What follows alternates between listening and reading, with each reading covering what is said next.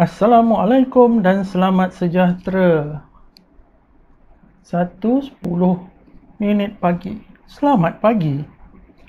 Okey, sudah lama saya tak buat video.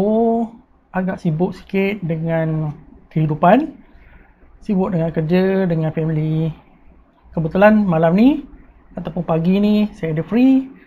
Jadi saya nak berkongsi sedikit ilmu yang saya ada. Tak banyak pun ilmu saya ada ni, tak banyak.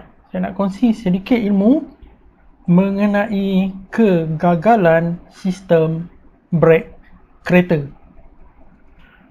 Okey, kita pergi spesifik pada sistem brake kereta, bukan brake lori yang pakai angin semua, tak.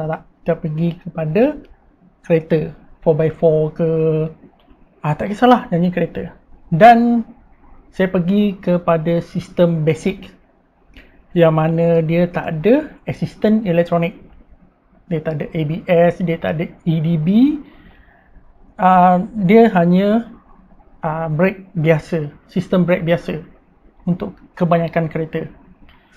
Okey, saya tahu untuk tahun 2022 ni kereta keluaran baru semua wajib ada ABS.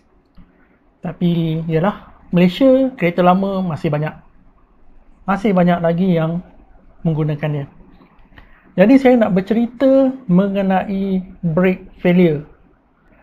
Brake failure atau kegagalan brake berbeza dengan kerosakan brake. Okey. Kegagalan, kerosakan, dua benda berbeza. Kerosakan ni yang biasa kita jumpalah, brake pad habis, brake disc gelong, apa lagi, brake pump belakang leaking, okay, silinder ataupun caliper jam, floating screw jam, itu kerosakan brake. Master pump leaking, ABS failure, itu masih lagi dalam kerosakan brake. Kegagalan brake ni dia ada dua je kegagalan dia, ataupun dalam bahasa otomotifnya kita panggil fade, brake fade. Tapi saya suka guna kegagalan. Kita guna kegagalan. Yang mana kerosakan, dia akan kekal dekat situ. Contohnya disc gelong. Bila kita tekan brake, kita gegar ataupun steering gegar. Selagi tak baiki, selagi itulah kerosakan tu ada dekat situ. Kedua, kebocoran, leaking. Selagi kita tak baiki, selagi itulah minyak akan surut. Yang ketiga, bila kita tekan brake, kereta lari ke kiri atau ke kanan. Itu disebabkan oleh sistem brake jam ataupun sistem brake tak balance. Selagi tak baiki, selagi itulah dia lari ke kiri, lari ke kanan. Sangat berbeza dengan kegagalan brake. Itu kerosakan tadi, ni kegagalan. Kegagalan ni dia terjadi secara tiba-tiba sewaktu kita sangat memerlukan brake untuk berhenti. Kita nak sangat pakai sistem brake, tapi sistem brake tu tidak berfungsi, dia gagal. Dan dia akan baik dengan sendiri. Dia gagal pada waktu-waktu tertentu dan dia akan baik sendiri. Dia tak perlu baiki, dia akan baik sendiri. Itu kegagalan dia. Oleh sebab kegagalan brake ni lah yang menyebabkan orang ataupun investigator, accident investigator, susah nak cari punca kemalangan. Susah sebab saya terlibat dalam bahagian safety. Biarpun dah 5 tahun, 10 tahun lepas punya cerita, tapi saya terlibat dalam investigations safety.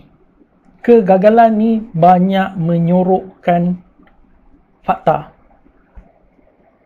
Sebab dia akan hilang. Contoh, satu kereta turun bukit dan brake dia gagal. Brake dia gagal, dia tak boleh berhenti dan dia kemalangan, jatuh parit ke, jatuh gaung ke. So apabila investigator datang, kita akan check sistem brake dia. Kita check sistem brake dia, brake pad tebal, disc cantik, tak ada leaking, minyak cantik. Bila kita test, sistem berfungsi dengan elok. Nampak tak? kita takkan jumpa masalah dia. Jadi kita akan salahkan, oh, human error. Sedangkan yang berlaku adalah kegagalan sistem brake. Kalau kerosakan tu kita nampak, oh, minyak leaking, brake pad nipis, disk gelong, disk dah bercala-bala, dah nipis, kita nampak. Tapi kegagalan hilang, bukti dia akan hilang. Okay, hari ini saya tak nak cerita pasal kerosakan, saya nak cerita pasal kegagalan brake. Kegagalan brake ni dia terbahagi kepada dua. Kegagalan mechanical, thermal, dan kegagalan liquid, fluid brake tu, minyak brake. Minyak, dia bukan minyak tau, dia bendali sebab dia bukan minyak. Jadi kita panggil dia bendali brake. Minyak brake, sama lah, hantam je lah, sama je. Okey, yang pertama adalah kegagalan mechanical atau thermal. Yang ini saya rasa ramai yang dah rasa, especially orang-orang yang pernah pergi ke Genting Highland. Banyak cerita dari kawan-kawan, saya sendiri pun pernah rasa. Sewaktu turun daripada Genting Highland, brake kereta saya gagal berfungsi. Ada siapa-siapa pernah kena? Turun daripada Genting, tengah-tengah perjalanan, layang corner semua, tiba-tiba brake tak ada. Pedal crash.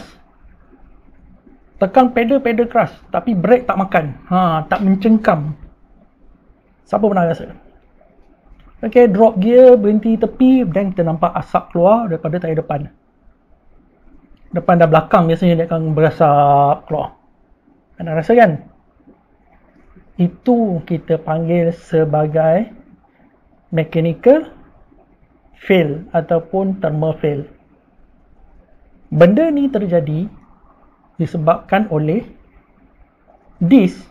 Okay, ni disk lah. Ini adalah brake pad. Bila dia bergesek, dia akan menghasilkan haba. Makin lama kita tekan brake, makin banyak dia menghasilkan haba. Okay, kita turun daripada Genting ni, kaki kat atas brake je manjang. Ada bonggolnya dengan selekor tajamnya, brake. Jadi disk dengan pad akan bergesek sepanjang perjalanan. Dia akan menjadi semakin panas, dan sampai satu suhu kita boleh tengok disk ni akan glowing, menjadi merah. Okay, dia menjadi warna merah, dia dah panas. Dan sampai satu tahap kegagalan tu, brake pad terbakar. Okay, brake pad ni terbakar. Sebab brake pad ni, kalau yang orang kata yang OEM, standard kilang, material dia adalah organik. Jadi material ni akan terbakar. Compound dia tu, dia akan terbakar. Terbakar tu bukan satu isu. Isu dia adalah gas trap. Gas hasil pembakaran tu yang terperangkap di antara disk dengan pad. Disk brake dengan brake pad ni, dia dah tak boleh nak sentuh antara satu sama lain. Sebab apa? Kat tengah-tengah dia ada gas pembakaran. Kalau brake pad ni terbakar, dia dah terbakar, dia menghasilkan gas. Disk nak sentuh dia tak boleh. Sebab dia macam ada pengantaraan di antara itu. Okay. Jadi tak ada geseran antara brake pad dan brake disk. Tak adalah brake. Waktu failure tu, kita tekan brake, kau-kau pun kereta meluncur je. Selamba, terus dia meluncur. Itu, saya rasa ramai yang kena ni kalau turun daripada Genting. Tapi apabila kita berhenti kat tepi, biarkan disk sejuk, brake pad sejuk, pembakaran tu berhenti, back to normal. Tak ada masalah. Boleh sambung perjalanan. Brake berfungsi balik seperti sedia kala, seperti biasa. Hilang bukti yang mengatakan brake failure. Okay. Itu yang pertama. Yang kedua, sambungan daripada failure yang pertama. Okey, katakanlah korang tak pakai brake organic, korang pakai brake performance yang mana dia menggunakan metallics. Yang mana dalam compound brake pad, dia ada logam, metallic. Jadi dia tahan panas. Sikit, lebih kurang 100 darjah Celsius ekstra. Jadi dia tahan panas, dia tak terbakar dan dia tidak menghasilkan gas yang terperangkap antara disk dengan pad. Okay, jadi korang boleh turun lagi bukit. Tak perlu berhenti untuk sejukkan disk dengan pad. Turun lagi. Tapi dia berlaku kegagalan brake fluid. Yang ni pun bahaya. Okay, disk dah glowing, merah. Okay, brake pad dah sangat panas. Haba daripada brake pad tu akan berpindah pergi ke caliper. Jadi caliper tu akan menjadi panas. Sangat panas. Dalam caliper akan ada brake fluid ataupun pendalih brake. Apabila dia panas, dia akan mendidih. Dan bila brake fluid ni ataupun pendalih brake ni mendidih, dia akan menghasilkan air pocket ataupun steam di dalam sistem berdalih. Ini bahaya. Ini sangat bahaya. Korang turun bukit, tekan brake, okey masih lagi ada, tekan brake, lepas tu korang lepas, tiba-tiba tekan brake, tak ada, rapat ke dinding. Terus rapat ke dinding. Benda ni jadi. Tekan brake dulu. Okey, dah brake sepanjang jalan, lepas je brake. Ini masalah dah. Bila kita lepas brake, pressure dalam pipe akan dirilis keluar balik kepada tangki simpanan. Dan air pocket ni akan mengembang.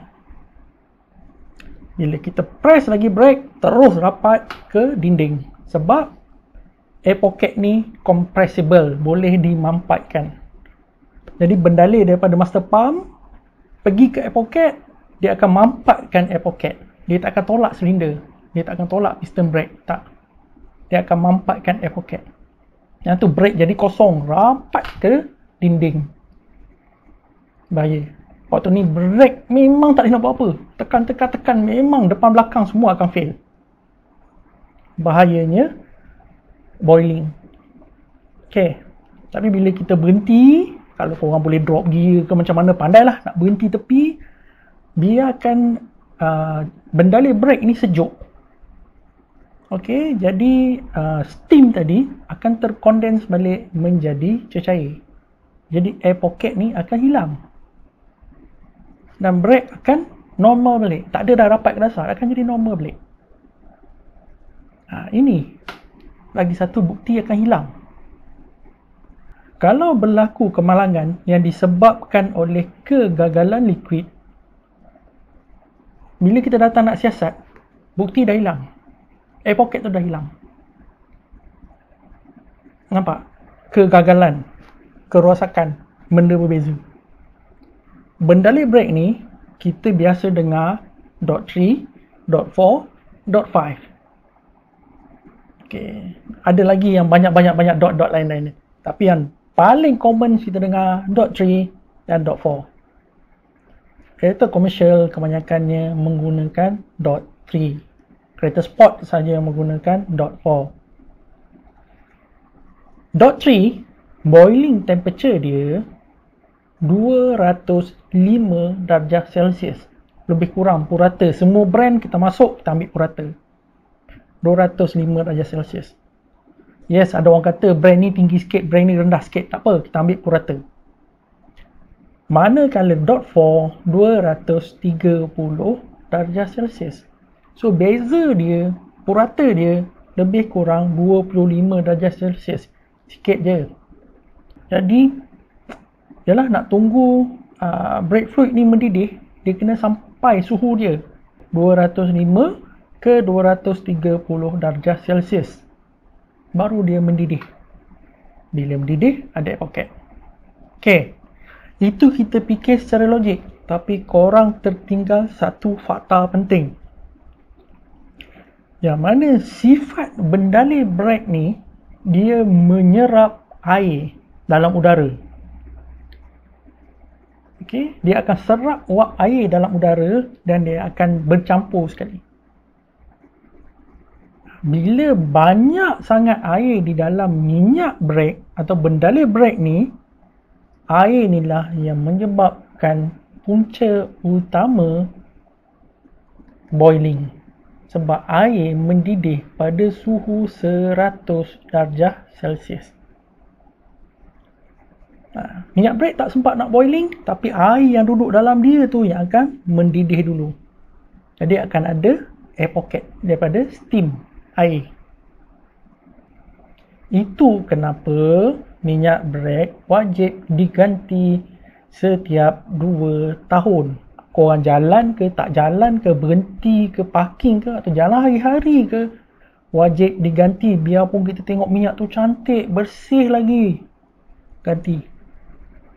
Sebab dalam kira-kira diorang, dalam masa 2 tahun akan ada sedikit leaking wap air masuk ke dalam minyak brek dan bercampur.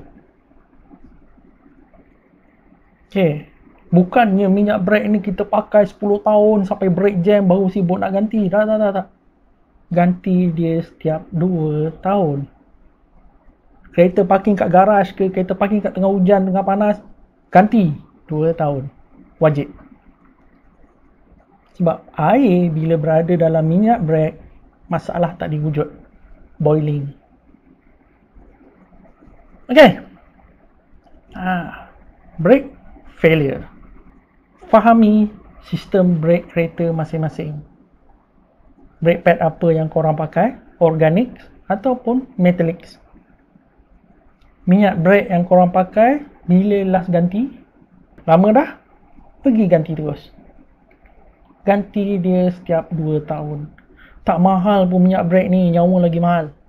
Saya akan bercerita agak panjang mengenai brake. Sebab bulan 5 tahun ni, tahun 2022, pertengahan bulan 5, sahabat saya, classmate saya, kemalangan kereta dia.